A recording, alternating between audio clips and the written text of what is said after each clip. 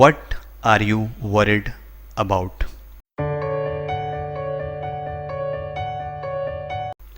Now, first of all, I will discuss with you the kind of answers I get during mock interview sessions. First example, my only worry is to get this job as I am the eldest one in my family.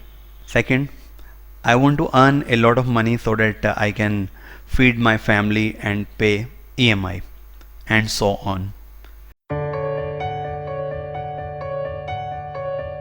See, here your interviewer wants to know whether you take your worries to work or you come to workplace to tackle the worries or obstacles a company already has.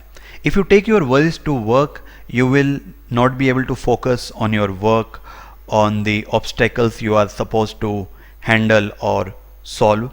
You will waste your time thinking about your own worries, right?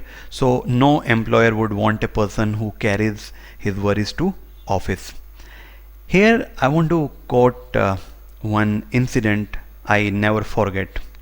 I used to work for a big organization in 2006, and my teammates and I had a meeting with one top management personnel, and one gentleman said, "Sir, I face a new challenge every day." The top management personnel interrupted him and said, "My dear friend, the only reason company hired you because company had many challenges, and company will have many challenges. If you are not ready to take challenges, you had better leave this company." So what this incident teaches us that every company wants you to solve challenges, to take initiatives, to overcome obstacles. Now, how you can answer this question? Your answer can be like this: I am an action-oriented person.